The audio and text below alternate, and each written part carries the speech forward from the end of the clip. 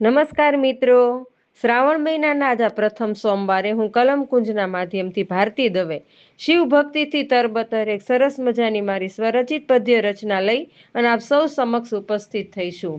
ભસ્મથી શોભિત કાયા ગળે વસે વાસુકી હાર, ચાંદની ઝૂલતી જટામાં અસ્ખલિત ગંગ પ્રવાહ, સ્મશાનમાં વસે છે લોક હૈયામાં તેનો વાસ, એવો છે મારો મહાદેવ ફેલાવે પ્રકાશ, એવો છે મારો મહાદેવ ફેલાવે પ્રકાશ. ડમરૂના નાદે સર્જાય સૃષ્ટિનો નાદ, કરે ભક્તો બમ બોલે જયનાદ.